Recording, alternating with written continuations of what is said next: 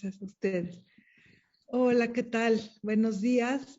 Pues en primer lugar, gracias por la invitación para presentar esta publicación Prácticas de Educación Visual, manual inspirado en la didáctica de Matías Geritz y el taller Nómada, en el marco de la cátedra Matías Geritz. Este es un proyecto en colaboración de Sandra Valenzuela y David Miranda, que desde distintos frentes pues han estado haciendo investigación sobre varias dimensiones del legado de Matías Geritz. Por ejemplo, Sandra, ¿no? Valenzuela desde 2017 como parte de sus estudios doctorales sobre ciencias de la educación en el DIE, CINVESTAF, en el Departamento de Investigaciones Educativas y el Centro de Investigación de Estudios Avanzados, y bueno, pues David Miranda como curador del Museo Experimental El Eco.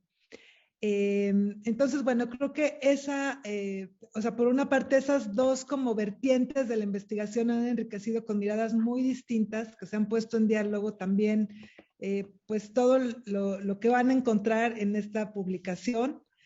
Y, o sea, en primer lugar, a mí de verdad me parece muy importante que este tipo de proyectos llegan también como a subsanar ciertas lagunas historiográficas para el campo, digamos, pues del arte, la educación, la arquitectura, desde luego la historia del arte, que se preguntan por cómo podemos enriquecer y multiplicar nuestras herramientas en el campo de la docencia, ¿no? Pero con una serie como de, pues sí, de argumentos transversales, como quiero explicar a continuación. Este proyecto, si bien hoy presentamos únicamente, digamos, el resultado editorial, ¿no? El libro de este proyecto, en realidad se trata de pues un proceso mucho más amplio con una dimensión formativa en todas sus fases, ¿no? Y que ha cobrado diferentes formas. Primero, este proyecto comienza como pues un proyecto de investigación, ¿no? Que tuvo un proceso pues de revisión de archivos, también de entrevistar a muchas personas. Ustedes lo pueden leer en el libro, es interesantísima como la metodología de investigación que siguieron. Posteriormente también pues se implementaron, se desarrollaron una serie como de procesos educativos, ejercicios, en el taller Nómada justamente, reinterpretando pues todos los hallazgos que estuvieron en este proceso de investigación. Y finalmente se presenta este proyecto editorial, ¿no? Esta publicación en la que pues digamos que ya se cristaliza todo este proceso eh, del taller Nómada y de la investigación, como ya lo dije, que se realiza en el marco de la Cátedra Geritz, bajo la coordinación del Museo Experimental El Eco, de la Dirección General de Artes Visuales de la UNAM.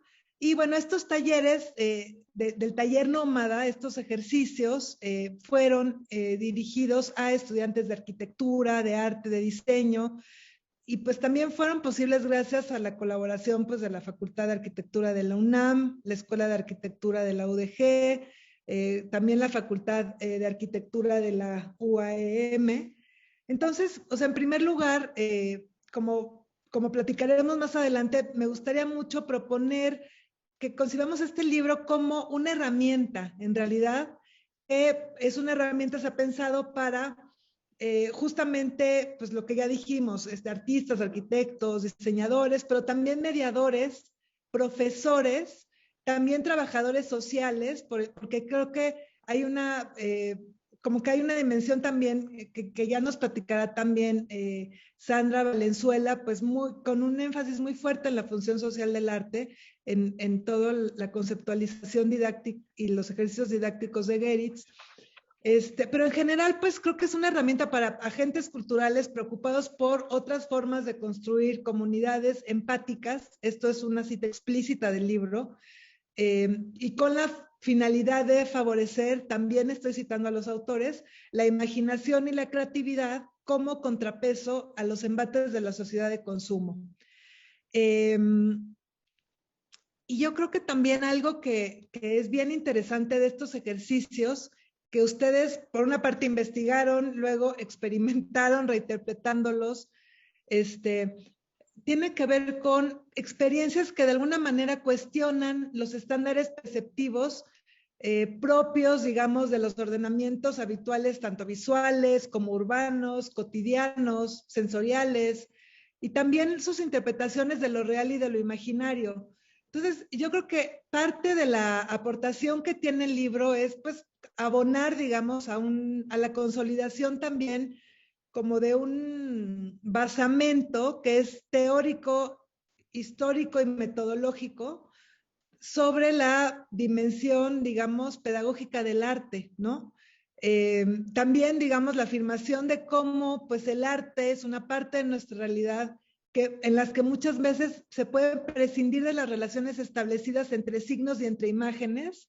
O sea, al final ustedes también hablan mucho de visualidad y entre la manera en que unos significan y otros hacen ver. O sea, creo que ahí hay como muchas tensiones y juegos interesantes que abordan ustedes en los textos, en la presentación, y bueno, en fin, ya con esto cerraría la introducción. Nada más quiero hablar como de digamos, como de la estructura de los bloques de la publicación y luego ya les voy a ceder la palabra después de esta introducción a los autores que van a hacer también una presentación para contextualizar mejor todo esto de lo que estamos hablando, es decir, el marco de la cátedra, pues todos los procesos que llevaron hasta este momento de la publicación.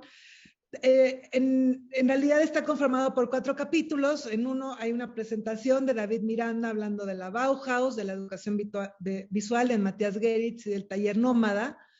Después, en un segundo bloque o capítulo, pues ya es el manual de los ejercicios que desarrollaron tanto Sandra como David después de que reinterpretan este legado pedagógico como el resultado de estos procesos, el registro, reflexión también sobre ellos, se transparenta mucho también la didáctica que ustedes generaron.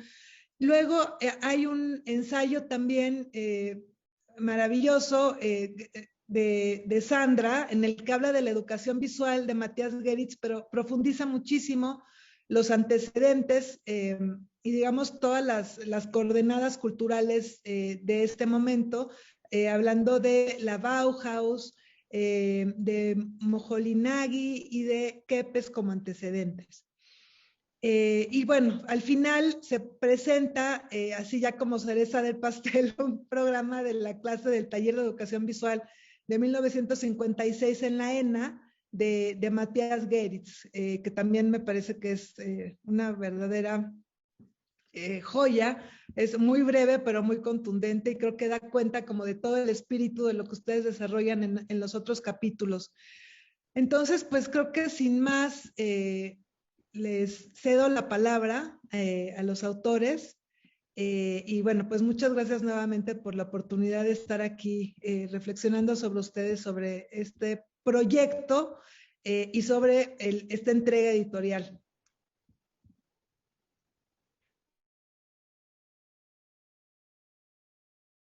Bueno, pues muchísimas gracias, Mónica. La verdad es que estamos muy felices de tener esta oportunidad porque justo como bien dices, el manual es el resultado de muchísimas convergencias, tanto institucionales, ¿no? Como, digamos, procesuales, empezando porque David Miranda y yo fuimos compañeros en la licenciatura de Arte en la Esmeralda, ¿no? Y entonces, gracias a este proyecto, volvimos a entrar en comunicación y digamos como que logramos restablecer nuestra amistad, algo que creo que es importante en el legado de Matías Geritz, quien fue una persona que tuvo un potencial de colaboración muy fuerte, ¿no? Entonces como que justo también en el proceso en que se realizó este manual, también se retoma la colaboración. Yo quisiera comenzar haciendo una presentación justo del proceso de investigación, los antecedentes, digamos, las entrevistas que hicimos, porque este fue un proceso muy importante para que nosotros pudiésemos reinterpretar los ejercicios. Entonces, voy a dar paso a una presentación y voy a proceder a compartir pantalla. Entonces, primero que nada, agradecer a todas las instituciones que han hecho esto posible, por supuesto el Museo Experimental ECO, pero también el programa de PADID, ¿no? Del Centro Nacional de las Artes, porque este manual fue beneficiario de un proyecto de PADI 2019 y sin ese recurso no hubiera sido posible, pero por supuesto también a la Universidad Nacional Autónoma de México y al museo que hizo posible los talleres nómadas, y en mi caso también agradecer a CONACYT y al CINVESTAB porque mi investigación de doctorado se relacionó también con este proceso, y por supuesto a mi queridísimo colega David Miranda, quien por supuesto que es, digamos, la contraparte de todo este trabajo que hemos hecho. Sin él nunca hubiera sido posible. Entonces yo quisiera hablar de los antecedentes y un poco el trabajo de fuentes que realizamos los dos. Y bueno, lo primero es que nos dimos a la tarea como de ubicar distintos textos, testimonios y contactos con los exalumnos de Matías Geritz, y digamos que la primera parte tenía que ver con la clase en Guadalajara, ¿no? Los talleres nómadas, de hecho, se realizaron en 3 instituciones públicas, que fueron las 3 instituciones públicas donde Geritz dio clase.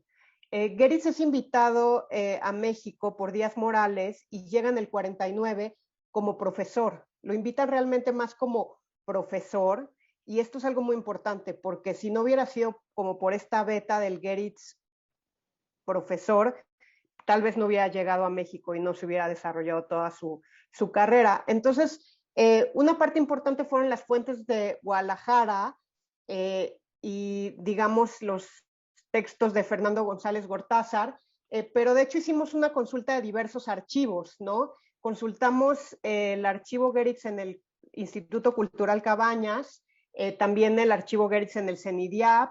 Yo tuve la oportunidad de después consultar el archivo de Georgie Kepes en el Smithsonian Archives of American Art, y también consultamos los archivos personales de los estudiantes de Matías Geritz, por ejemplo, el archivo de Pedro Friedeberg, que de hecho ahorita se encuentra expuesto tanto en el Museo Experimental El Eco como en el Instituto Cultural Cabañas.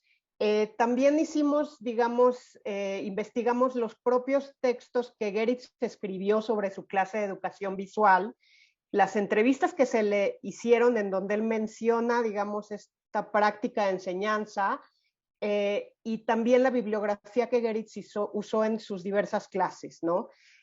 Nos parecía que este tema de la práctica de enseñanza de Matías Geritz era un tema que necesitaba ser más visible, ¿no? Que sí había habido distintos textos, pero que no se había enfatizado tanto en esta práctica que acompañó la vida de Geritz desde el 49 hasta su muerte en 1990.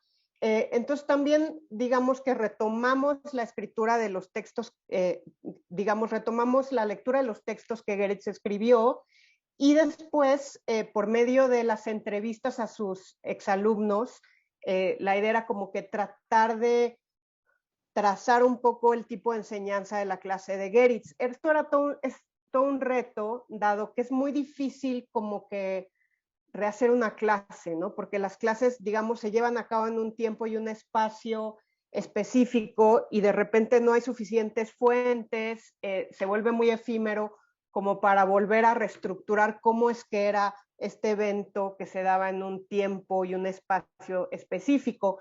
Pero gracias a, digamos, estos distintos tipos de fuentes, es que empezamos a ver, digamos, qué características generales tenía la clase de Matías Geritz, y nos dimos a la, digamos, descubrimos de alguna manera que Geritz retoma mucho la línea de la Bauhaus, ¿no? Pero un poco también la tarea saber qué línea de la Bauhaus. Pues la Bauhaus fue una escuela súper amplia, con profesores muy complejos, muchas líneas, y como que había que trazar, digamos, hacia lo específico. Digamos, dentro de este proceso en donde consultamos distintos archivos, justo logramos encontrar esta joya en el archivo de la Escuela Nacional de Arquitectura, que se encuentra dentro de la Facultad de Arquitectura de la UNAM. Es un archivo que justo apenas en el año de 2019 inicios se dio acceso. Es un archivo que se está ordenando actualmente. Y entonces digamos que este programa de la clase, escrito por el propio doctor Matías Geritz, también nos confirmaba muchas cosas que nosotros habíamos podido notar a partir de las entrevistas y de los textos que Geritz escribió, específicamente el texto de la educación visual, que es un texto que Geritz publica en 1961 en la Gaceta del Fondo de Cultura Económica. Y en este texto Geritz habla mucho de la influencia de Moholy Nagy. Es donde él realmente hace esta mención muy enfática hacia el legado de la Bauhaus y del Instituto de Diseño de Chicago de Moholy Nagy. Después tuvimos la oportunidad de entrevistar a distintos alumnos, pero también a quien fue la coordinadora de la clase de Matías Geritz, Lili Nieto Belmont, y ella fue muchísima ayuda porque ella también nos mencionó alguna de la bibliografía que Geritz usaba en su clase, lo cual nos ayudó, digamos, a abordar de forma más profunda esta influencia de Moholy Nagy en la educación visual de Matías Geritz. Estas son algunas capturas de pantalla, unas entrevistas que realizamos en el marco de la cátedra Matías Geritz para el taller Nómada, y que de hecho estas entrevistas después se subieron a la página del ECO, entonces eran también digamos, de acceso abierto, con distintos alumnos, tanto de la Escuela de Morelos, la Universidad Autónoma de Morelos, como de la UNAM, y en el caso de los alumnos de Guadalajara, digamos que retomamos muchos de los textos escritos por Fernando González Gortázar de las entrevistas en cuanto a los maestros y los alumnos de esa época, ¿no?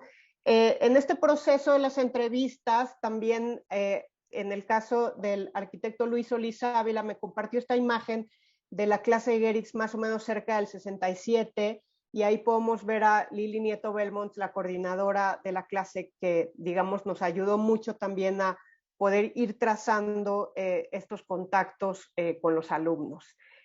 Finalmente, a partir de todas estas fuentes, es que nosotros logramos tener, digamos, como un plano o reconstruir un material a partir del cual nosotros realizamos una reinterpretación. Esto es muy importante porque digamos que no tiene esta rigidez que es más propia de las ciencias sociales, sino que tiene la flexibilidad propia de la educación artística, el hecho de poder reinterpretar una metodología con el hecho de que tú le vas a poner también un poco de tu identidad. Tanto David Miranda como yo somos profesores en la Esmeralda, ¿no? Entonces también ejercemos, digamos, la docencia, y en ese sentido era como apropiarnos de este legado de Geritz, quien fue una persona muy consciente de las distintas influencias históricas, porque él estudió un doctorado en Historia del Arte, y de alguna manera llevarlo a nuestra propia práctica del siglo XXI como profesores. Y bueno, algo de lo que yo quisiera mencionar es esta cuestión del arte por el arte versus el arte como servicio. ¿Por qué? Porque durante la década de los 60, este fue un tema recurrente en los textos escritos por Matías Geritz, ¿no? Como Geritz tenía esta sección de arte en la revista Arquitectura México, en esta sección él, digamos, publicó diversos textos, y este tema del arte como servicio fue un tema recurrente, y es un tema que también menciona en el texto sobre la educación visual, pues que era un tema central para este proyecto.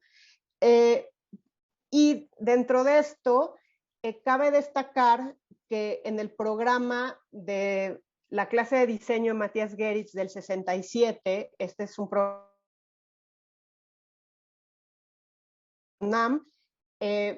pues Geritz cita mucho los textos tanto de Moholy Nagy como de György Kepes, quien fue alumno de Moholy Nagy y asistente, ¿no? Justo cita los textos de Moholy Nagy, en donde Moholy Nagy explica su pedagogía tanto en la Bauhaus como en la Escuela de Chicago. Entonces voy a hablar un poquito de Laszlo Moholy Nagy, porque justo creo que Geritz fue un agente que logró digamos, importar muchas influencias hacia México y luego exportar muchas influencias de México hacia el mundo, ¿no? Geritz fue una persona que tenía una capacidad social muy impresionante y fue un agente, digamos, o sea, que logró muchos trayectos de ideas y de influencias de distintas regiones, ¿no? Y con eso potencializar. Pero algo que Geritz, o que escuchamos mucho de los alumnos de Geritz, era cómo había esta influencia de la Bauhaus en Geritz a partir de la figura de Moholy-Nagy. Y Moholy-Nagy, como él es un artista vanguardista, como él fue a frente de guerra, él tenía esta idea de que el arte podía liberar fuerzas creativas y que podía funcionar como una manera de estructurar estas fuerzas creativas para poder, digamos, formar a un individuo más integral, que tenía que ver con esta idea un poco utópica de la primer posguerra, ¿no? Y Moholy-Nagy enfatizaba que esta educación podía servir para estructurar al individuo, pero también para que ese individuo estructurado pudiese perseguir procesos colectivos, ¿no? Ahora, un comentario que nos hicieron en las entrevistas era, y que también, digamos, leímos en el texto de Galetar, que está en el catálogo de San Ildefonso, que editaron Ida Rodríguez Prampolini con Ferruccio Asta, era que a la vez Geritz, en ese proceso de interpretación de Moholy-Nagy, le imprimía muchísimo a su clase una dimensión espiritual y emocional, y que Geritz era un maestro que entusiasmaba mucho a sus estudiantes, ¿no? O sea, como que movía a la acción creativa por medio del entusiasmo, lo cual creo que es algo que es muy importante todavía, incluso en cualquier proceso de enseñanza. Ahora, dentro de la bibliografía que Geritz trabajó en su clase, está el libro de Language of Vision. De hecho, digamos que en las entrevistas a Díaz Morales menciona que el primer libro que él le dio a Geritz cuando llegó a Guadalajara y que él, digamos, le ofreció dar la clase de educación visual en Guadalajara, que fue el origen de su emblemática clase, fue el libro de Kepes, The Language of Vision, ¿no? Entonces, digamos que de los primeros libros que un poco Geritz recibe para impartir esta clase que después él desarrolla, es este libro de Kepes. Y bueno, pues este libro de Kepes en realidad tiene mucho que ver con Moholy-Nagy, porque Moholy-Nagy da clase en la Bauhaus, pero sale en el 28, que es cuando sale Walter Gropius, ¿no? Y después se va a Berlín y ahí conoce a György Kepes, quien se vuelve su asistente, ¿no? Y después György Kepes se va, digamos, en este peregrinaje de Moholy-Nagy, porque después, por el ascenso del nazismo, Moholy-Nagy sale primero a Holanda, después se va a Inglaterra, y de Inglaterra es que lo invitan a abrir la nueva Bauhaus en Chicago, que después se convierte en el Instituto de Diseño. Eventualmente, en todo este proceso, Kepes colabora con Moholy-Nagy, digamos que era como su mano derecha y su asistente, pero como Moholy-Nagy muere muy joven, muere en el 46 en Chicago de leucemia, digamos que Kepes se dedica a llevar un poco este legado a la influencia en la educación de la creatividad y de las artes y del diseño en Estados Unidos. Entonces, es muy importante porque, digamos que la forma como se dan todas estas conexiones es que no siempre son como muy cronológicas. Digamos que la primera influencia que Geritz tiene de Moholy-Nagy en su clase es el libro del quien fuera el asistente Moholy-Nagy, que en este caso es György Kepes. Y un poco en estos paralelismos, yo logré ver este material de archivo que nos compartió también Mauricio Marcín, que vio en el Instituto Cabañas, de la clase de educación visual de Geritz, que hacían estas estructuras colectivas con el motivo de los bailes de arquitectura, y del lado derecho unas fotografías de un proceso, de un ejercicio de György Kepes, en donde también están los alumnos armando estas estructuras colectivas, y aunque son, digamos, uno es entre el 49 y el 52 y el otro es de 1970, en realidad hay ciertos paralelismos en cuanto a la visión de enseñanza. Cabe destacar que tanto György Kepes como Matthias Geritz son segunda generación de la Bauhaus, que no fueron a la Bauhaus, pero que sí reinterpretan ideas de la Bauhaus y que los llevan a un contexto distinto de la Bauhaus. En el caso de Kepes, él lo hace por medio de las colaboraciones que hace con el MIT, y en el caso de Geritz, principalmente en la UNAM, pero también en estas tres instituciones, que es la UDG, la UNAM, la Autónoma de Morelos, y también la Ibero, que Geritz también ahí fue director y profesor. Otro de los puntos de convergencia es que Geritz usaba las compilaciones que después György Kepes editó. Estas compilaciones, de hecho, se tradujeron al español, se tradujeron a distintos idiomas, y de hecho en el material, digamos, de promoción en español de la edición de estas compilaciones hechas por György Kepes, Geritz escribe, ¿no? En el lado derecho está este párrafo que es una cita de Geritz de material promocional de la edición de las compilaciones de Vision and Value, editadas al español. Y también en el número de Arquitectura México, en el 105, Geritz dedica toda una sección a hablar del Center for Advanced Visual Studies, el Centro de Estudios Visuales Avanzados de MIT, de György Kepes. Existe correspondencia entre los dos, y de hecho en la correspondencia Geritz le expresa que ambos tenían muchas convergencias en cuanto a su visión de mundo y su visión, digamos, sobre la educación y la importancia de la luz. Y eventualmente esta amistad contribuyó a que en 1970 la UNAM, la Facultad de Arquitectura, entonces la Escuela Nacional de Arquitectura, invitó a György Kepes a dar 3 conferencias, ¿no? Que justo hablaba como del lenguaje de la visión, de la luz en el arte, que era un tema que también le interesaba mucho a Matías Geritz, todo el tema de la luz. Ahora, Geritz no habla mucho de la influencia de Albers en su pedagogía, pero bueno, están estas maravillosas fotografías de John Nahr, que Alex Nahr nos facilitó, que dan testimonio que Geritz visitó la casa de los Albers en el 67, ¿no? De hecho, hay también una nota de Annie Albers que le escribe a Geritz, y de alguna manera, cuando entrevistamos a los alumnos, algunos ejercicios también como que hacían referencia a cierta didáctica de Albers, aunque Geritz no habla tanto de ese, sino que él enfatiza más la enseñanza de Moholy-Nagy, porque Moholy-Nagy escribió 2 libros sobre su pedagogía, y como que él sí enfatizaba la formación del humano integral y cómo la educación del arte y de la creatividad podía contribuir a, digamos, formar humanos más integrales, ¿no? Y la relación que esto tenía con la dimensión ética, que para Geritz tenía que ver con la dimensión espiritual también. ¿No? Por ejemplo, aquí está Geritz doblando papeles en Aspen, que de alguna manera tiene que ver con procesos creativos de Geritz, pero que también tiene cierta convergencia con algunos ejercicios de Joseph Albers. Y bueno, un poco como para cerrar, es que Geritz enfatizaba mucho esta idea del arte como servicio en cuanto a la relación del arte con la ética, y hacer, digamos, un arte que obedeciera a las necesidades propias de la sociedad. Y en la práctica de enseñanza de los artistas, digamos como que se da el espacio para que esto se lleve a cabo. ¿Por qué? Porque en la enseñanza la relación con el otro es inmediata, ¿no? Y en un proceso formativo, de alguna manera también está implicada tanto la empatía como la dimensión ética.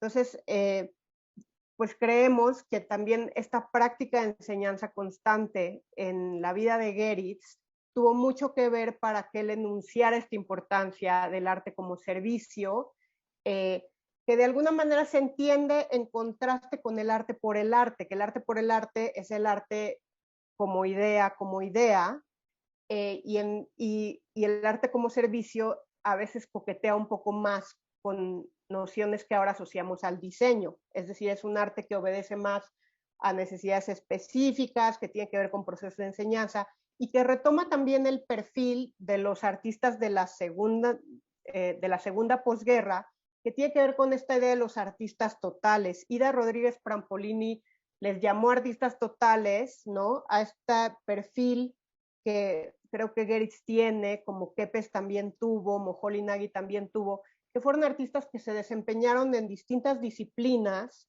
¿no? Como podía ser el diseño, la escritura de textos, pero que de alguna manera ellos defendieron que el arte estuviera relacionado con las problemáticas de su época y que no necesariamente solo estuviera enmarcado en el espacio de la galería o el museo, ¿no? A pesar de que ellos también hicieron mucho arte, por así decirlo, pero también tuvieron estas otras prácticas tanto de enseñanza como de diseño, edición y de colaboración con otros arquitectos, ¿no? Que también, justo Geritz decía que la arquitectura estaba del lado seguro de este arte como servicio porque la obligaba por la naturaleza de la arquitectura a, digamos, observar las necesidades de cada época. Y bueno, esto sería más o menos nada más como una explicación general sobre este trabajo de antecedentes del marco teórico que nos hizo posible la reinterpretación de los ejercicios para que ahora ya mi estimadísimo colega David Miranda les explique más sobre el manual.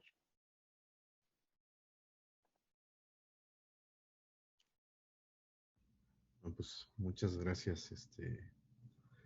A mí me, pues me toca un poquito hablar me gustaría abordar el origen de todo pues de este proyecto, digamos, desde el lado, por dos lados, el lado, digamos, institucional. Del año 2016 al 18, la Universidad Nacional Autónoma de México, a partir de la Dirección General de Artes Visuales, propuso digamos, al equipo del Museo Experimental El Eco la posibilidad de crear una cátedra extraordinaria. En el marco de una serie de esfuerzos por la universidad, por hacer una vinculación entre los centros, digamos, de exhibición de la propia universidad, en vinculación con los institutos de la UNAM, ¿no? Y de ahí, pues, crear una oferta académica que no estuviera, digamos, vinculada a la educación, pues, digamos, exclusiva de los inscritos a los programas de estudios de las facultades y los institutos universitarios. Esta cátedra extraordinaria nació, digamos, a partir de la pregunta de cuál era la función social del arte, ¿no? Toda vez que el ECO, digamos, es el resultado de la apuesta de hombres y mujeres en los años 50 que pensaron en la posibilidad de abordar al arte desde una práctica expandida para su tiempo, ¿no? Aquí está la foto, digamos, del primer grupo, del primer consejo de la cátedra, que nos reunimos para echar a andar esa maquinaria, ¿no? Y se llegó, digamos, como a la idea de, pues, plantear cuestionamientos sobre la función social del arte, ¿no? Y el eje principal, pues, era hacer pues, una lectura del legado artístico, primero del personaje, digamos, que acoge la trayectoria del ECO, que es Matías Geritz, ¿no?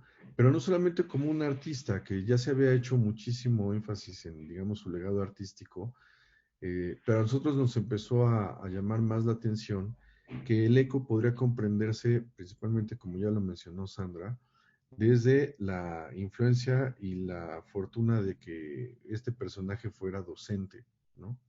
La función social, pensada desde la pedagogía o desde su lado pedagógico, podría también justificar el por qué una institución como la UNAM rescata un espacio como el Museo Experimental El Eco, ¿no? Y cuál sería su nueva dimensión, no tanto como un espacio de conservación de obras terminadas, ni un espacio para el reconocimiento de trayectorias artísticas destacadas, sino más bien un espacio para poner en situación cuestionamientos, un espacio para hacer una caja de resonancia de la expresión artística de su momento, pero también un espacio para establecer nuevos nodos y nuevas formas de vinculación social a partir de la práctica artística.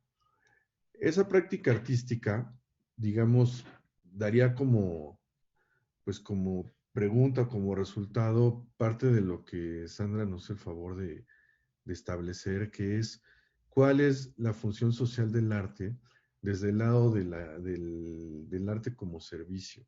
En este caso, desde lo institucional, y en este caso también desde los que somos practicantes del arte, ¿no?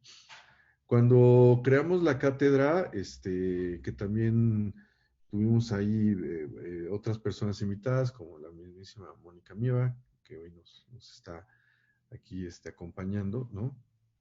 Pensamos en esta lógica de la función social del arte y la pedagogía expandida como un problema que era muy importante resolver, toda vez que hay digamos, eh, una manera paralela, ¿no?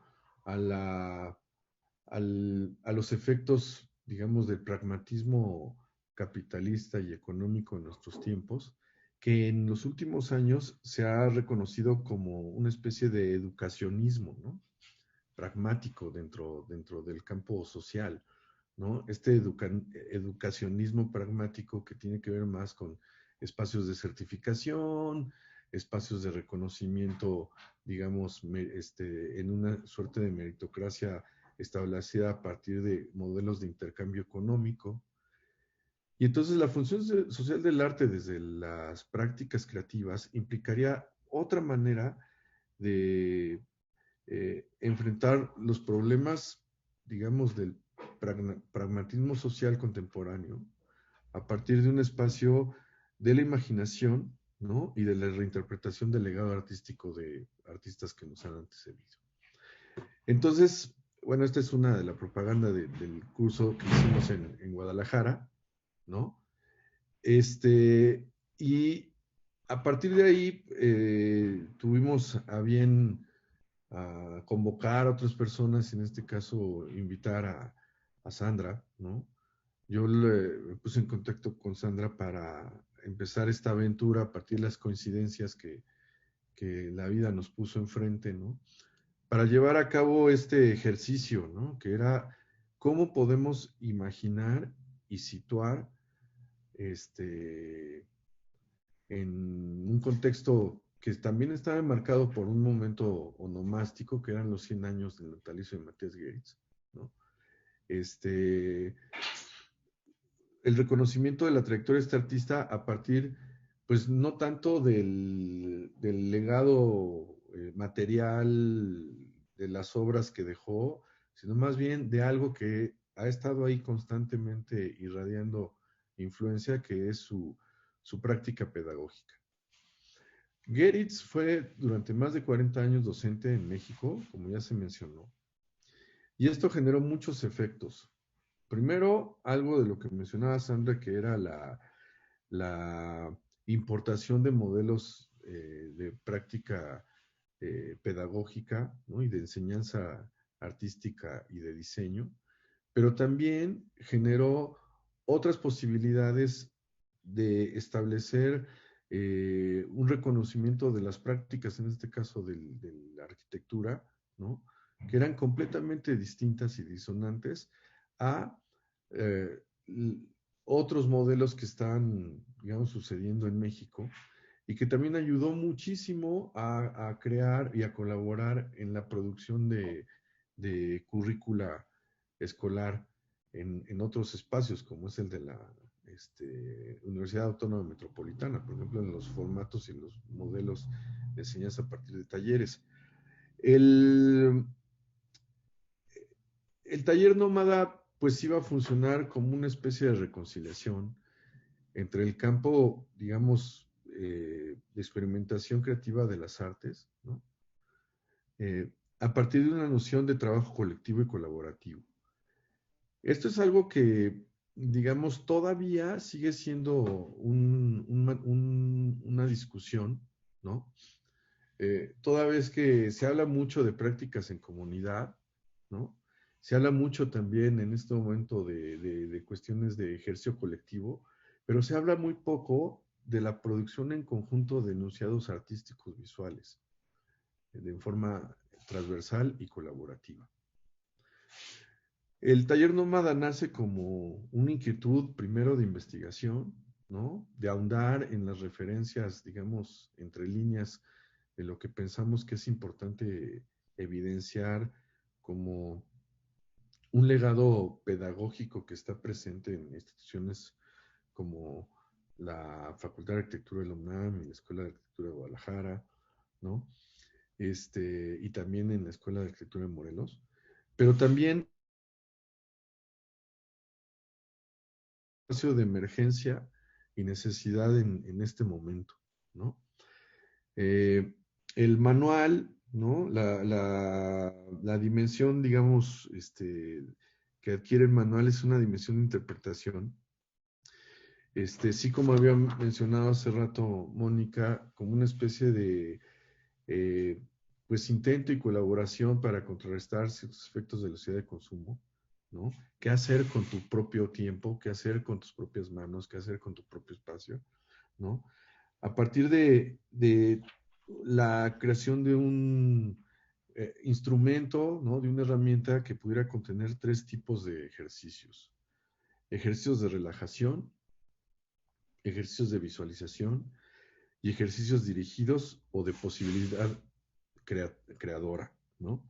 Estas son categorías que tanto Matías Geritz como profesores de la Bauhaus, como otros profesores también del ámbito de la creación artística y de diseño y arquitectura, pues tienen muy claras en sus metodologías, pero que pocas veces se desligan de la especificidad de su campo.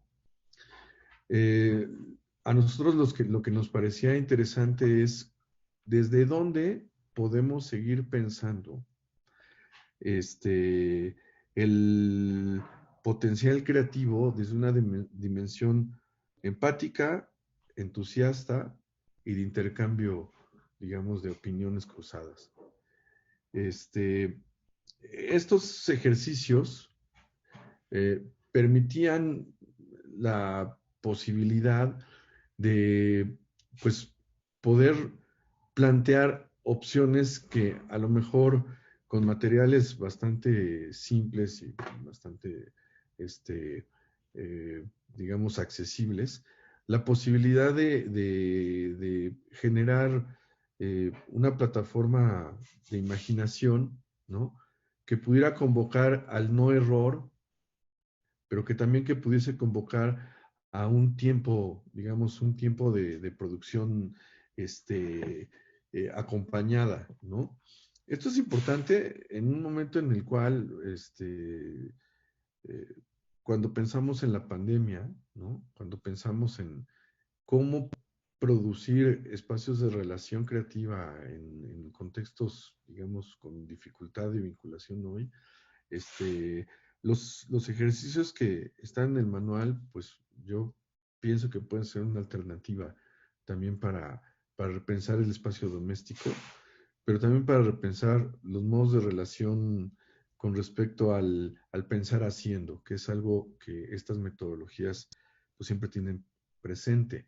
La diferencia, digamos, de la investigación artística a la investigación exclusivamente teórica o de otras áreas del conocimiento, tiene que ver con las prácticas de desarrollo a partir de un problema a resolver en términos, digamos, plásticos, ¿no?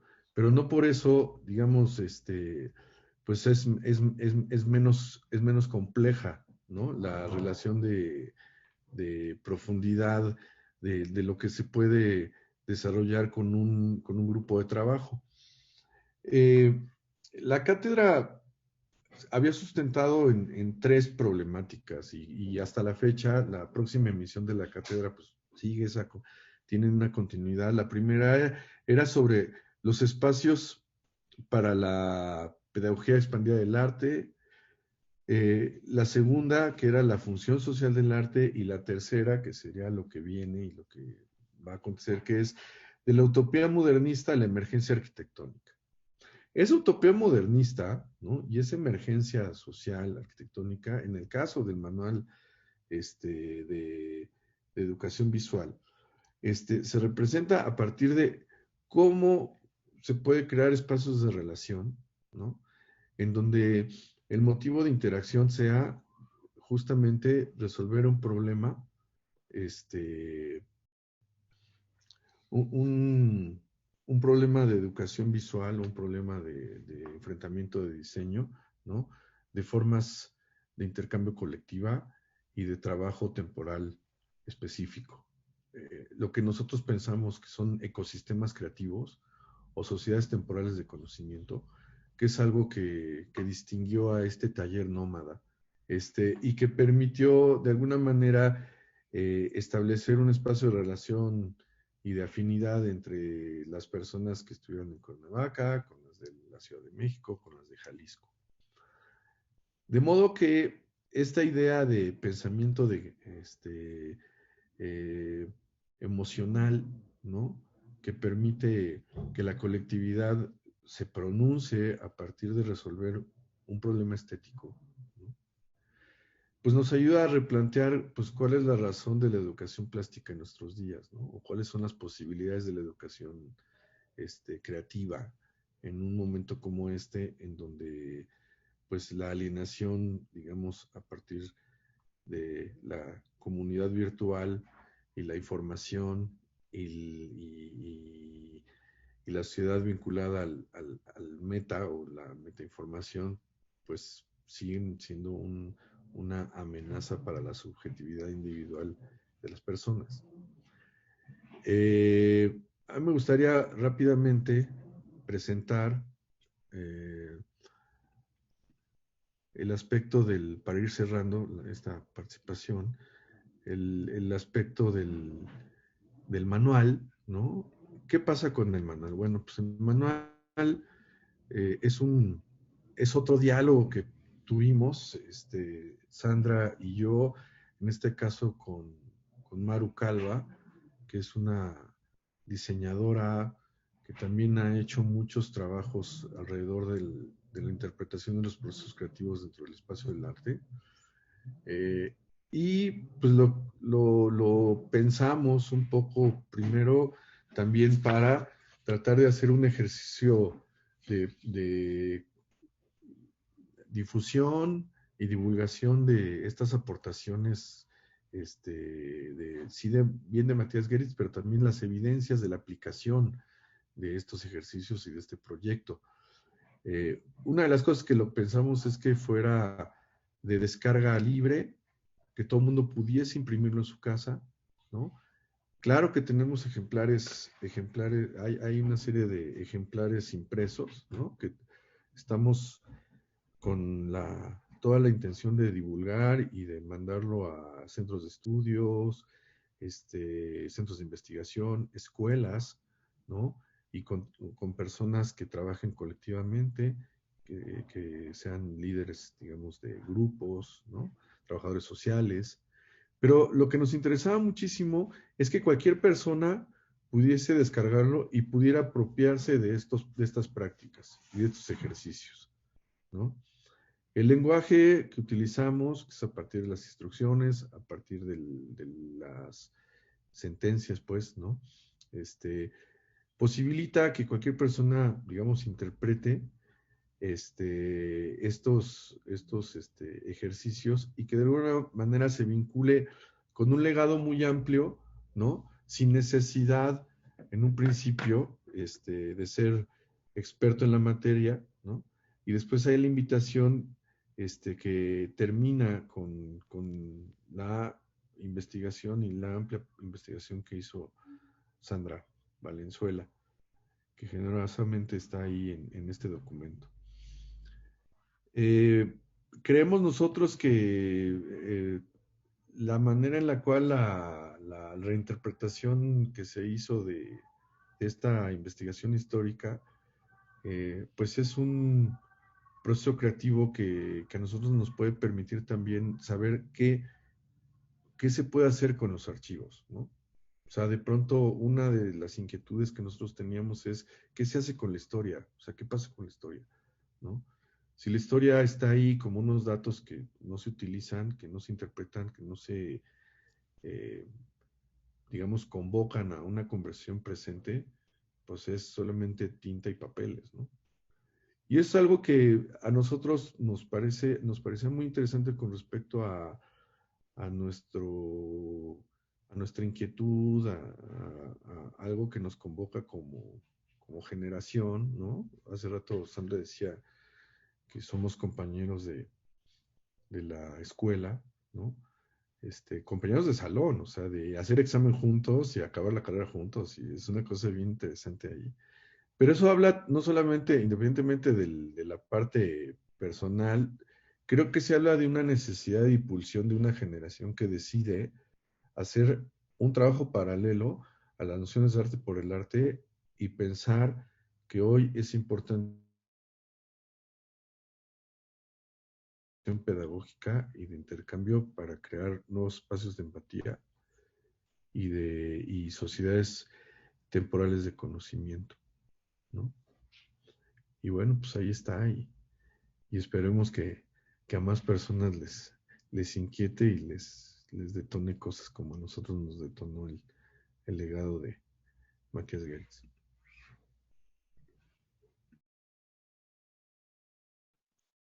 Ay, pues muchas gracias a los dos por esta presentación. Pues de los antecedentes del marco teórico en el caso de Sandra y pues del marco general en realidad de la cátedra y pues meternos un poco más al manual. O sea, me parece también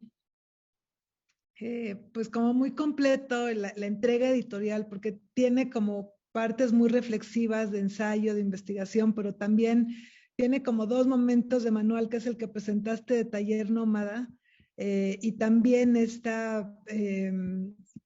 como digamos ejercicio o más bien el programa, ¿no? De la clase del taller de educación visual del 56 en la ENA de Geritz, ¿no? Ahí como que hay dos manuales y dos textos más de reflexión, además de que también creo que para, pues no sé, para personas que van a seguir, o sea, que están interesadas en este tema o que quieren seguir investigando al respecto, también como que pues está toda la bibliografía, todos los archivos que consultaron, ¿no? Las personas, las entrevistas, como que creo que también abren muchas pautas pues para seguir, ¿no? Como que es una primera investigación, pero que yo creo que hay como, justo es la primera pregunta que les quería hacer, como que, digamos, después de hacer la investigación, ¿qué otras líneas de trabajo, por ejemplo, vieron que son interesantes todavía para explorar? O sea, que quedaron a lo mejor fuera de este ejercicio, pues por varias razones, entre muchas de ellas que uno tiene que pues, limitarse también en las investigaciones y en los proyectos, pero ¿qué encontraron en este archivo, por ejemplo, que piensan que puede seguir siendo explorado? Eh, ¿Va a seguir de alguna manera el proyecto?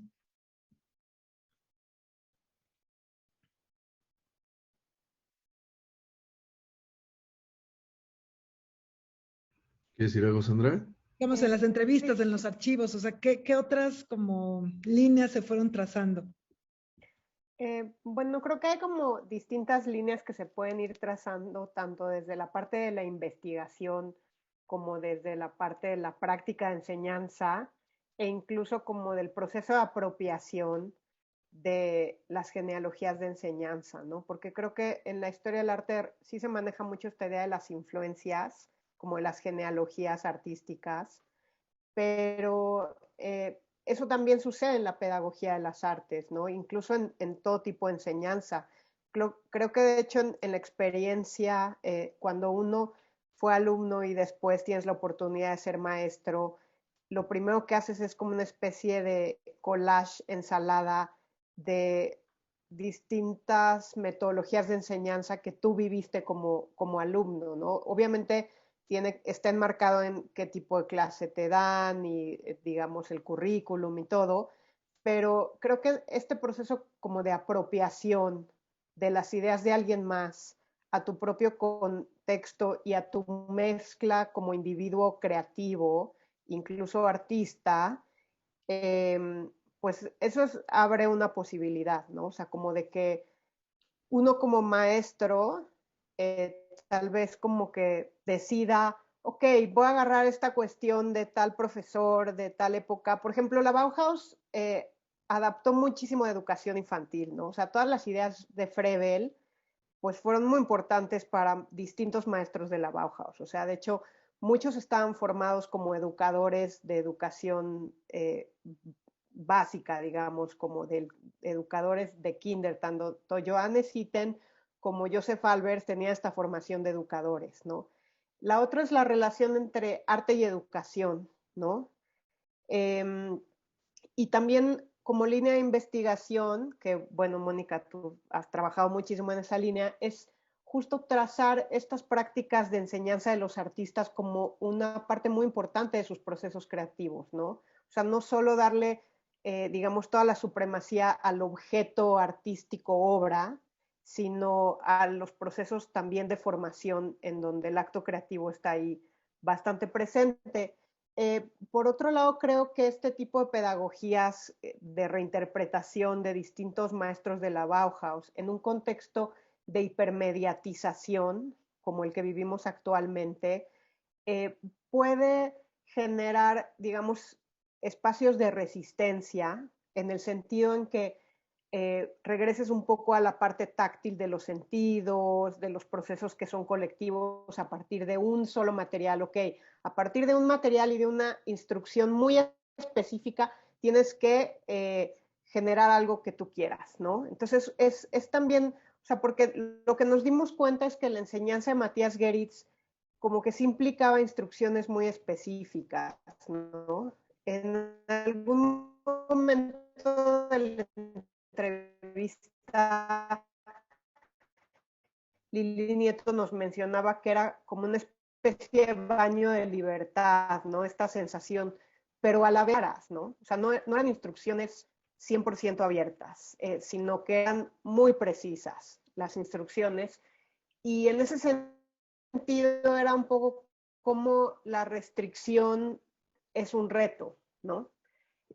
Digamos, como a partir de un material con un tiempo específico, con una cualidad, eso abre distintas, como que obliga a lo que puede abrir tanto a la investigación de retomar distintos artistas desde su faceta como profesores, hasta darle la posibilidad a los profesores que la investigación les dé nuevas herramientas en la práctica, el día a día de la clase.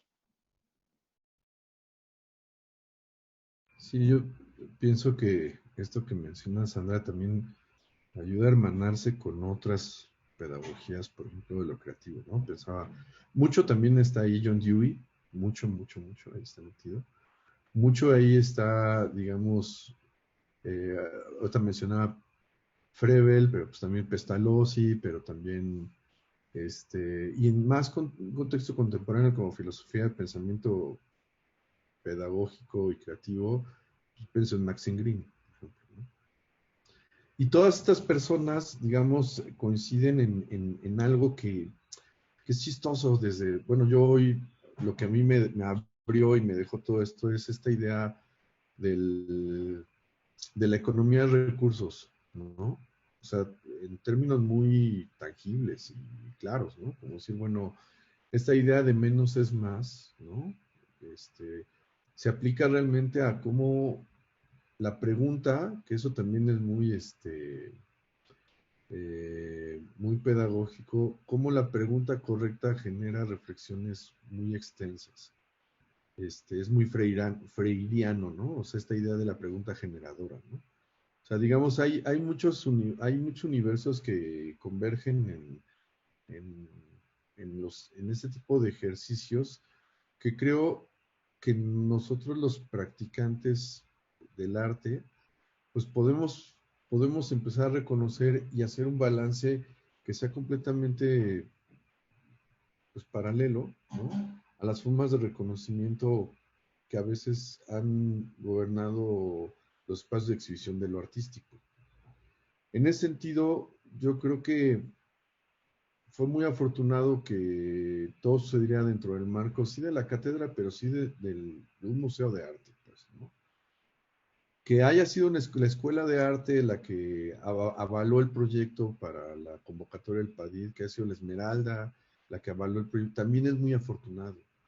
Que sea muy, o sea, hay una serie de cosas que son muy precisas, son muy buenas de desarrollar el ejercicio, más allá de lo que se expone en él, sino más bien como que evidencian la necesidad de echar a andar otra serie de relaciones dentro del campo de la práctica artística. y de reconocimientos también a la trayectoria de la producción pedagógica desde las artes, ¿no? Que creo que son muy importantes empezar a hacer un campo de estudios relacionado con estas prácticas, ¿no? No que no lo haya, es solamente empezarlo a hacer visible, ¿no? Ahí está, hay muchísimo en México, o sea, México ha sido el bastión y el espacio del laboratorio artístico de mucha gente, y creo que lo que nos queda a nosotras y a nosotros es empezar a buscar los rastros, ¿no? Para conformar otra, pues sí, otra escena que creo que ahí está y que hace mucha falta visibilizar, pues, como un espacio de resistencia a las necesidades sociales que hoy estamos viviendo, ¿no? Ay, pues muchas gracias, David.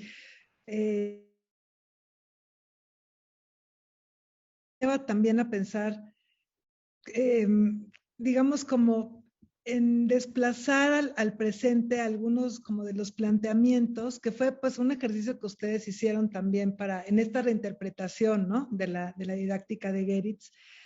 Pero hay algo que también me interesa mucho, que tiene que ver con, creo que otro tema central, tanto en la Bauhaus como también en estas reelaboraciones que hizo Geritz, vía también Moholonagi, pero digamos de la centralidad de la imaginación. Ustedes también hablan mucho de empatía, ¿no? De alguna manera la imaginación es como esta precondición de poder ser empáticos con el otro, de ponernos en el lugar de cualquier otro, de ampliar, digamos, nuestra mente.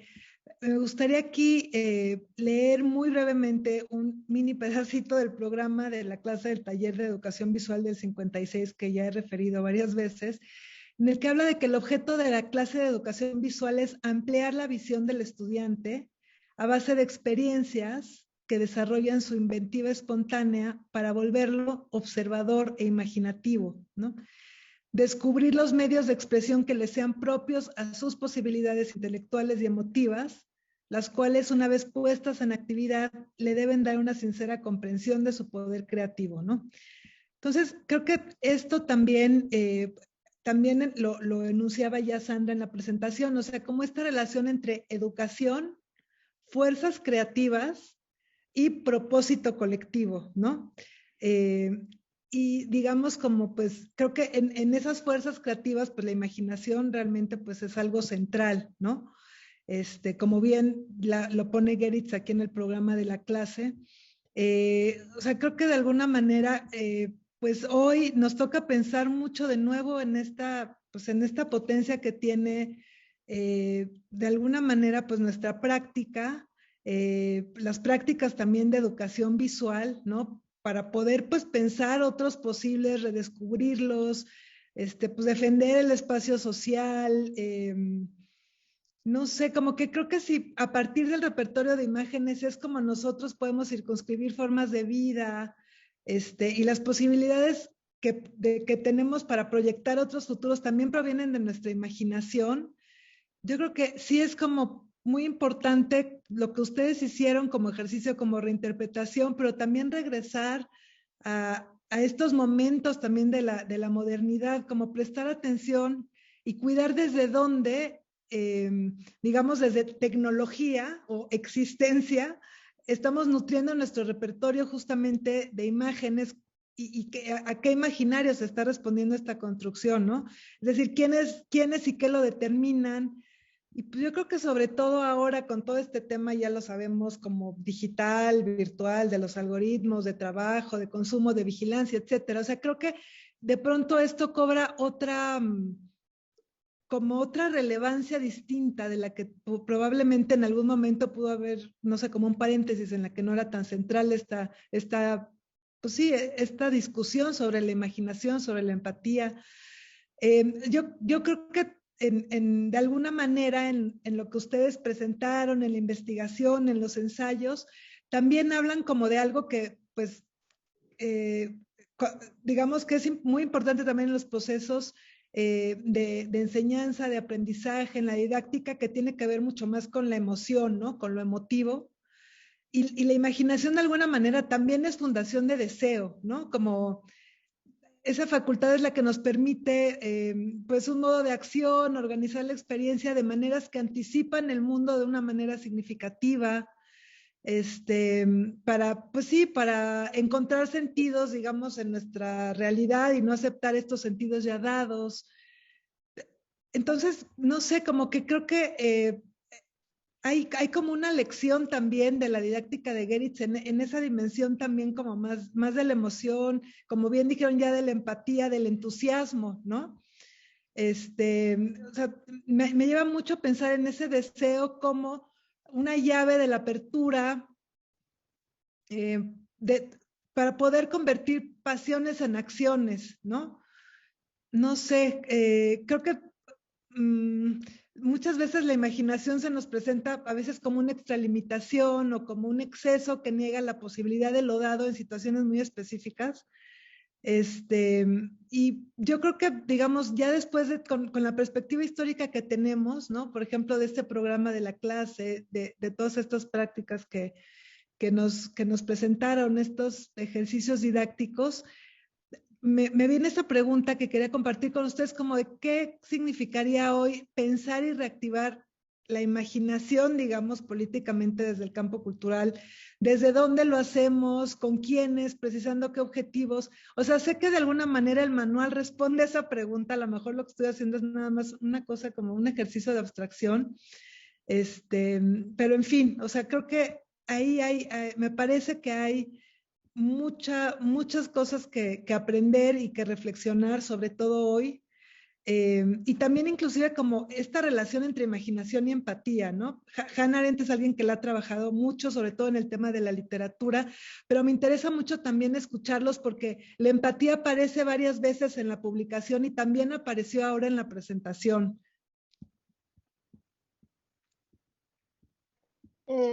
Sí, definitivamente la palabra empatía, pero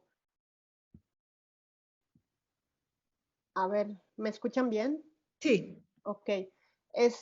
Algo que nos pasó en las entrevistas es que muchos de los alumnos de Geritz mencionaban que la clase de Geritz era muy emocionante, o sea, como que era, ay, es que era muy emocionante, como que te motivaba, era alguien como muy generoso, la generosidad de Geritz, o sea, como que el carisma de Geritz ayudaba mucho también a la motivación de los estudiantes. Y, por ejemplo, recuerdo que en una entrevista nos mencionaron que cuando Geritz tenía, digamos, un alumno que tal vez le flojeaba un poco, como que nunca era como a partir del regaño, sino era como si de repente ese alumno hacía algo como muy destacable en un ejercicio, en la revisión le decía, mira, qué bien, cómo has retomado esto, qué pasaría si esto tal cosa, o sea, como que siempre era a partir de la motivación, ¿no?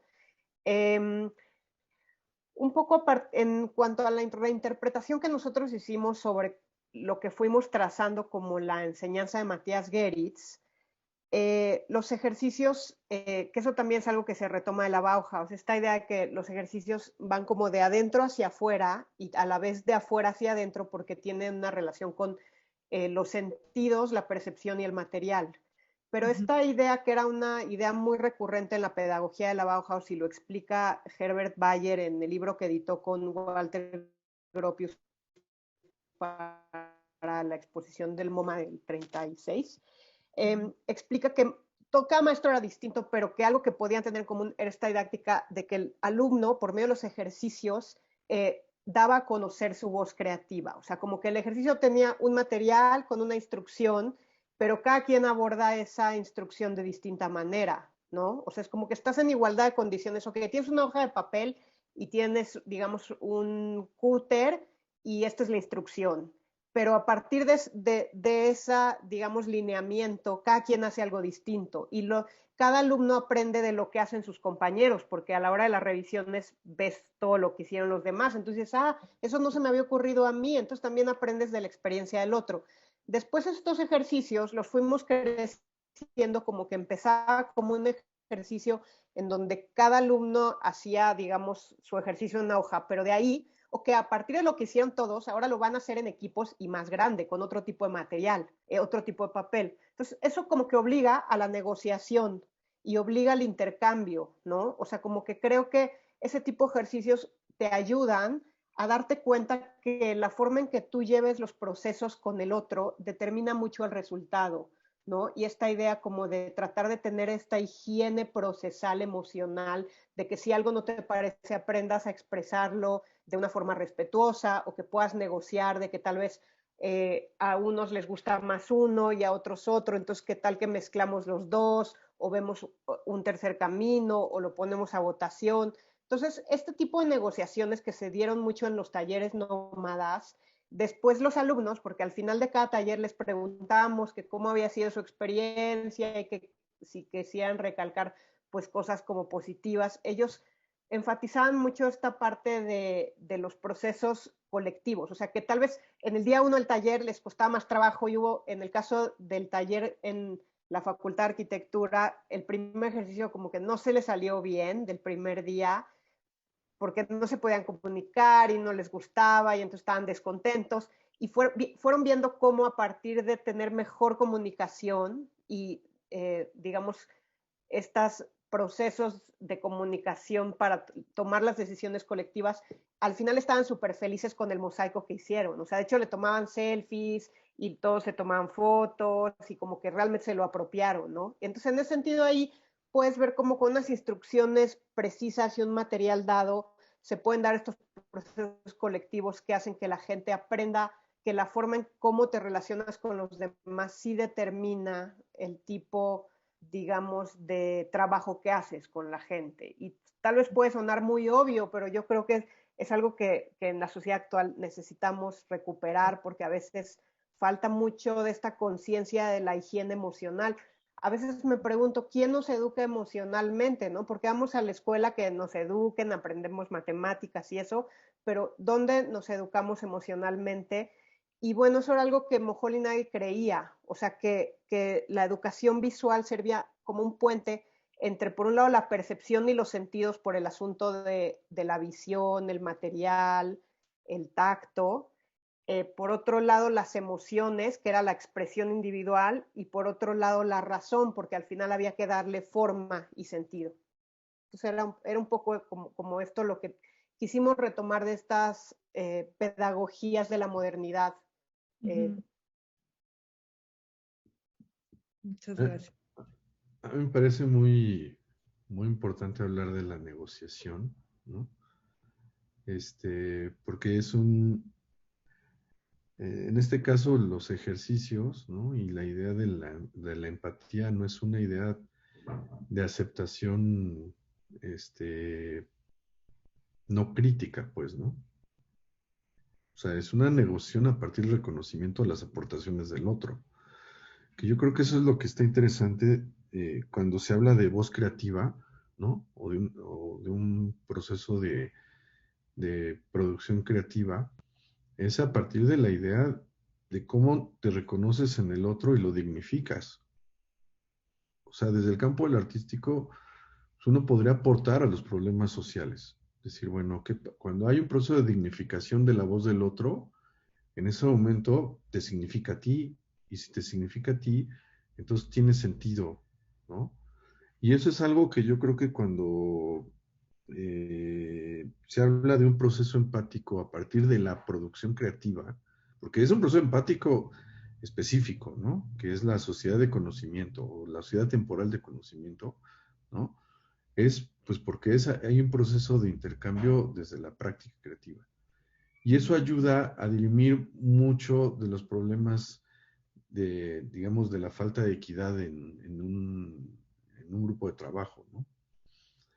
Entonces, la sociedad del conocimiento a partir de los procesos creativos es algo que ayuda a la producción empática de intercambio y a la producción significativa de sucesos, ¿no? Y yo creo que, como mencionaba ahorita Sandra, eso sí se podría experimentar en otros ámbitos, ¿no? Si hubiera, digamos una serie de espacios de reconocimiento, ¿no? En donde estas prácticas de producción creativa pues ayudaran, digamos, a reconocer la situación del otro, ¿no? Entonces, yo creo que por ahí abre una puerta, ¿no? De inquietud para nosotros, nosotras, pues. Y espero que también pues ayude como a abrir otra serie de inquietudes a quienes se dedican a establecer trabajos en comunidad, ¿no? Y colectividad, ¿no? Porque tiene que ver también con un horizonte ético que inicia con la escucha, ¿no? Entonces, yo creo que el reconocimiento de los hallazgos en las prácticas artísticas de otras personas ayuda a la comprensión de su situación y su circunstancia, ¿no? Pero yo creo que eso es algo que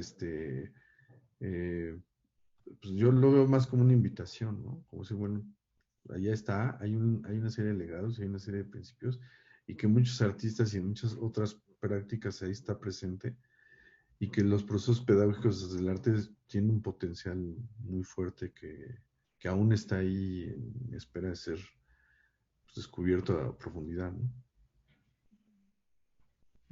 Ya, ahora que hablaban de esto, tanto tú como Sandra, eh, al final como que se comenzaba a dibujar también como una, pues sí, como una especie de paraguas de todos los ejercicios didácticos de Geritz, pero en realidad creo que con su práctica, como de este soporte ético, ¿no? Justamente ya lo venía también, pues no sé, como que anunciando Sandra en su presentación, ¿no? Esta idea, y bueno, está muy presente desde luego también en el manual del arte como servicio, ¿no? Pues sí, esta sentencia de Geritz del arte es un servicio de 1964 en el que habla de cómo una estética sin un soporte ético puede producir resultados interesantes o bellos, pero no arte, y de cómo el arte es un servicio, y de cómo si no tiene también una función espiritual, probablemente nuestros esfuerzos estén condenados explícitamente, así lo dice, a llevarnos a una clase de arte egocéntrico hecho por intelectuales para intelectuales, ¿no? Eh, digamos, yo sé que es realmente muy polémica y controversial esta sentencia de Geritz y cómo se ha resignificado también, digamos, la noción de servicio, sobre todo en el campo cultural, con toda esta discusión también, eh, como de los servicios terciarios, etcétera, ¿no? Eh, pero creo que eh, hay algo que sí es muy interesante de todo lo que ya vinieron apuntando, como estas prácticas de educación visual pueden ir abriendo pautas también a dificultades que enfrenta, como ya hemos visto, como la imaginación política, la generación de empatía frente a lo público y también frente a las políticas económicas que tienden a minimizar también los compromisos éticos, digamos, pues de todos como ciudadanos y estas responsabilidades también más colectivas, ¿no? Pero aparte de que el arte, o sea, de la invitación que nos hace Geritz de entender la función social del arte a partir del arte como servicio, me gustaría escuchar a ustedes qué piensan. También, por ejemplo, cuando esta reflexión además se le suma la capa de la educación, o sea, ¿qué piensan de la educación como servicio y el arte de educación en relación al servicio?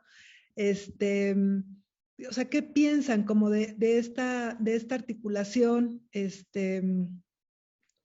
Desde luego desde un punto de vista crítico, no nada más afirmativo, pero yo creo que de alguna manera probablemente esta noción pues puede ayudarnos a desplazar o a expandir o a llevar a otro lado las coordenadas sociales de participación justamente en los procesos educativos como ya venían describiendo en el taller Nómada, pero en otros espacios de acción pedagógica también, para la misma práctica artística, en la reflexión teórica, en la formación de artistas, en experiencias pedagógicas, por ejemplo, en museos, en comunidades temporales de aprendizaje.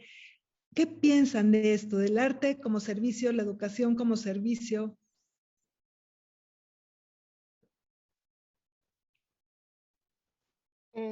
Bueno, pues yo primero quisiera hablar un poquito sobre justo esta cita del arte como servicio que fue ese párrafo que leíste. Geritz lo escribió, digamos, en 3 momentos durante la década de los 60, ¿no? Me parece que lo hizo como en el 62, en el 64 y en el 68, en distintos textos. Se recicló ese párrafo en distintos textos. Ay, eso no lo sabía. Y eso es interesante porque es como que realmente sí tenía esa idea ahí muy presente durante los 60s, que fue también una década en donde Geritz como que cambió del paradigma de la obra de arte total a un poco enfatizar más en cuanto a los ambientes, que les llamaba los environments, ¿no? Y esta, digamos, interés como en cuanto al trabajo de luz para afectar la percepción. O sea, esta idea de los vitrales, de trabajar con luz para de alguna manera generar un ambiente de espiritualidad en los creyentes, pues va acompañada de eso en cuanto a la práctica artística de Geritz. Ahora, Geritz lo explica, o sea, dice, ok, así como existe el arte por el arte, que es muy famoso porque tiene una narrativa predominante dentro de la modernidad, que tiene que ver con Oscar Wilde, pues también está este arte como servicio, ¿no? Entonces Geritz lo defiende mucho, pero yo sí quisiera recalcar que Geritz también practicó el arte por el arte y que de hecho ambas dimensiones se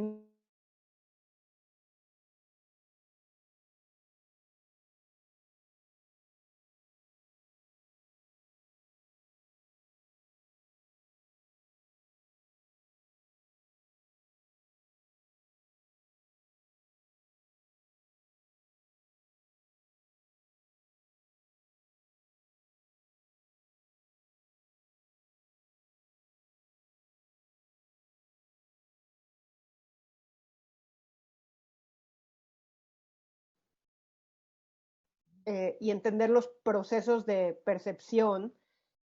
Entonces, en ese sentido, yo creo que justo la educación, así como Geritz decía, la arquitectura, por sus características naturales, la obliga un poco al arte como servicio, ¿no? Que Geritz decía que era como el arte impuro. Yo creo que la educación también, porque, pues claro que en el proceso de educación siempre está la comunicación con el otro y está la relación maestro-alumno y está el proceso de aprendizaje, que es muy frágil, ¿no? Y que se tienen que dar ciertas circunstancias para que se presente. Entonces, en ese sentido, yo creo que así como Geritz decía, es que la arquitectura, como por su cualidad funcional, tiene esta empatía natural con el arte como servicio, la educación también lo tiene. Y no es gratuito que Geritz, por medio de su faceta como profesor, hiciera tantas colaboraciones con arquitectos. O sea, ahí es donde conoció a sus amigos arquitectos, que fueron los que detonaron su práctica en la arquitectura, ¿no? En ese sentido, yo creo que ahora creo que sí es importante retomar procesos que el campo de la educación artística y de la educación del diseño permite, o sea, porque un poco Richard Sennett también lo trabaja, ¿no? O sea, él también defiende estos procesos porque dice, en realidad son procesos que cognitivamente desarrollan ámbitos distintos del ser humano que son importantes, ¿no? Como la comunicación con el otro, como poder entender desde dónde el otro lo ve y poderte poner en el punto de vista del otro para favorecer la empatía. Del desplazamiento de la obra de arte total a los ambientes, si se traspasa, digamos, a las maneras en cómo conceptualizamos hoy la educación, ¿no? Yo pienso que podemos hacer una revisión muy interesante con respecto a cómo concebimos la práctica artística, ¿no? De ser una forma de educación, digamos, clásica, que lo que se pretendiera enaltecer el pensamiento imaginativo del individuo. Si hablamos de la idea del ambiente de aprendizaje o del ambiente del aprendizaje colaborativo, no es que se desconozca esta parte, digamos, del individuo, sino que pone en situación sus aportes. O sea, un poco, ¿para qué queremos crear individuos creativos si no es para colaborar en un problema social? Y yo creo que esa es la enseñanza. Si no es para reimaginar nuestras formas de relación, ¿no? Entonces, ¿para qué estamos fomentando un pensamiento creativo? O sea, a mí eso es lo que me deja este trabajo como pregunta para mí. O sea, como posible campo de trabajo y de investigación, ¿no? O sea, a mí, y lo digo como curador, pero también como docente y como artista, pues, como si, bueno, si no, y me gusta pensarlo desde ahí, como desde las formas, ¿no? Decir, bueno, Si estamos hablando de ambientes de aprendizaje, ¿no? ¿Cómo podemos reimaginar nuestras formas de relación con el mundo? Y yo siento que biográficamente, pues, Geritz sí llegó a eso. O sea, sí se empezó a cuestionar desde de la construcción de ambientes qué estaba pasando. Por eso es que, y esto te lo voy a decir mejor Sandra, ¿no? Hay un punto en el cual, y por eso lo que estamos poniendo ahorita en el eco con las cartas, con Friedeberg y demás, o sea, hay una serie de cuestionamientos muy serios a la primera etapa, digamos, de monumentalización del trabajo artístico de Geritz con él mismo, como decir, bueno, ¿qué pasó con sus seguidores, no? ¿Qué pasó con todo eso que sucedió en el espacio público y que después Geritz se hace para atrás y dice, no, no era por ahí, no es por ahí. O sea, hay un problema de ecología, hay un problema de ambiente, hay un problema de recursos, hay un problema, o sea, de alguna manera, cuando él acaba sus procesos de prácticas artísticas, se va más hacia los ambientes, pero también más hacia lo pedagógico, podemos darnos cuenta que ya empezaba a haber a vislumbrar un problema en el cual hoy estamos metidos, ¿no? Entonces, yo creo que el hablar de sustentabilidad, de hablar de modos de relación, de hablar de procesos de empatía a partir del reconocimiento del pensamiento del otro, pues es algo que nos tocó a nosotros recibir, ¿no? Como una agenda, en el buen sentido. Y eso nos va a ayudar, digamos, a sacar la idea de servicio de la alienación y la propaganda pues, de un poder en turno, a una serie de cuestionamientos sobre cuáles son nuestros fondos de relación y qué es lo que nos toca a nosotros como generación, porque ahí viene la otra, ¿no? Entonces, sí creo que no, creo que una buena manera de entenderlo cuando, como decía Walter Benjamin, ¿no? Cuando reconozcamos la trayectoria de los procesos sin vergüenza, ¿no? Sin tener vergüenza de los mismos, es decir, quiere decir que estamos haciendo un análisis crítico de algo que puede favorecer a los que vienen, ¿no? Ujú. Que justo lo que, o sea, lo que a mí me dejó la lectura del libro, mucho de lo que me dejó también para mi práctica más como investigadora, pero también como, sí, como alguien que ha trabajado también como en procesos pedagógicos en museos, que también ahí de pronto cayó en desuso esto del servicio educativo, o sea, de nuevo regresa esta noción de servicio, ¿no? Que ahora ya se llaman departamentos pedagógicos, mediación, etcétera, pero bueno, en fin. Eh, Era como pensar realmente esto que ya había dicho, o sea, como o sea, cómo podemos como potencializar estas fuerzas creativas como para un propósito colectivo, ¿no? Y cuáles serían esos propósitos colectivos, digamos, urgentes o qué contingencias tenemos hoy, ¿no? Pero en todo caso no pude evitar hacer la lectura desde pues, un contexto de pandemia, de estar horas conectada, dando clases, etcétera. Y entonces estos ejercicios también del taller nómada que ustedes proponían como de relajación, de tener conciencia de esta dimensión también como pues sensorial, corporal y no nada más mental, ¿no? Y emocional, no sé, me pareció realmente muy interesante, muy poderosa y como que hay muchas cosas que creo que para los demás, o sea, para digamos, quienes estamos interesados en este tipo de prácticas, pues podemos aprender, ¿no? Yo de verdad sí, pues no sé, me pareció una publicación, pero en general un proceso pues muy interesante, muy rico y que creo que en realidad de alguna manera como que abre muchas invitaciones, o sea, como manual, como es replicable, además como dices, pues va a ser como totalmente copyleft en la publicación, muy fácil de circular. Pero por una parte tiene eso, ¿no? Que es un manual que tiene ejercicios replicables, pero también yo creo que es un modelo de investigación interesante el que proponen, tanto para el campo académico como para, por ejemplo, toda la parte de investigación que se hace desde otro tipo de instituciones, o que no sean normalmente centros de investigación. Yo creo que es un modelo bien interesante el que están proponiendo también, y de poner a prueba, de someter a prueba también eso que se investigó y todas esas teorías, y de desplazarlas también al presente. O sea, creo que hay muchas operaciones ahí muy interesantes de lo que hicieron. Muchas felicidades por el libro. Muchas gracias. Muchas gracias. Sí, al final tratamos de generar muchos puentes y también abrir un puente entre la relación entre la teoría y la práctica, la investigación y, digamos, la práctica de enseñanza y la reinterpretación de los modelos propios, ¿no? Esto en realidad fue posible gracias a todas estas alianzas que se dieron y coyunturas concéntricas, porque en realidad, por ejemplo, yo que estoy estudiando un proceso de doctorado que tiene que ver con el tema, pero bueno, es una característica muy distinta a la investigación académica, ¿no? Entonces es mucho más rígida, ¿no? O sea, no podría yo haber incorporado algo como el manual en una investigación de doctorado porque por las características de cada disciplina. Algo que justo Geritz buscó y se ve justo en el programa es la relación entre distintas disciplinas o distintas formas de ver un mismo problema. O sea, como que tenemos un problema de diseño que vamos a plantear un problema de diseño tal como ejercicio. Y entonces, ¿cómo lo vamos a abordar desde distintas disciplinas, no?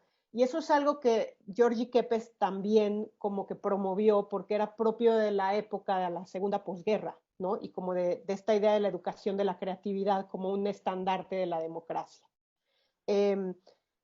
Pero bueno, yo creo que para el ahora, como que sí, esta idea de poder generar puentes más que rupturas digamos, un mundo que cada vez está más polarizado, que cada vez más, digamos, como segregado, creo que es buena idea esto de plantearse cómo unir puentes, ¿no? A partir de ciertos proyectos. Y por último, sí quisiera decir que el mercado del arte es importante, pero al final es un nicho muy reducido y muchos egresados de las carreras de artes visuales, artes plásticas, diseño, de repente, pues justo si no se incorporan al mercado del arte o al arte a partir de la relación con galerías, museos, pues simplemente pareciera que no existen porque no son visibles. Y yo creo que la enseñanza justo sí permite la incorporación de muchísimos saberes sobre arte y que si retomamos esta idea de cómo el arte puede impulsar o desarrollar procesos cognitivos, pues eso también le da mucha oportunidad a muchos egresados y jóvenes en el campo, ¿no? De poder dar su aportación. Entonces creo que sí es importante el mercado, los museos, las galerías, pero no es lo único del campo. Entonces creo que justo como que también el interés es hacer visibles estos procesos en donde los artistas se pueden involucrar con procesos educativos y eso también les ayuda a tener una estabilidad económica y a poder estar en contacto pues, con las generaciones y los jóvenes y el otro y los alumnos. Sí, qué bueno que están aquí los dos en la Esmeralda, porque hay mucha chamba por hacer en muchos sentidos, inclusive de la misma currícula, ¿no? De las clases, de las materias, pues hay muchas brechas que abrir para ampliar pues ese campo y ese entendimiento que tenemos de qué es ser un artista hoy, o sea, cómo formarlos y cuáles son como todas las posibilidades que tiene de acción, ¿no? Y de trabajo. Pues bueno, yo por mi parte, eso sería todo. Gracias nuevamente por la invitación. Muchas gracias por las presentaciones tan generosas que complementan también el libro. Y bueno, pues creo que gracias también a todos los que nos acompañaron. Y bueno, pues no dejen de ver el libro. No sé, David, si nos puedes decir dónde se puede conseguir, descargar. Sí, bueno, la publicación va a estar disponible en la página del Museo Experimental El Eco, ¿no? La descarga libre. Y también está disponible en el portal de la Escuela Nacional de Pintura, Escultura y Grabado Esmeralda. Y hay unos ejemplares impresos en el ECO, ¿no? Pronto vamos a dar a conocer unas dinámicas para que puedan acceder a ellos, ¿no? Y también vamos a repartir en diferentes centros de investigación, en la Esmeralda también, para consulta física también. Y en otros bibliotecas de las artes y fondos relacionados. Ujú. Entonces, hasta ahorita. Muchas gracias. Gracias, Moni. Muchas gracias a todos. Luego.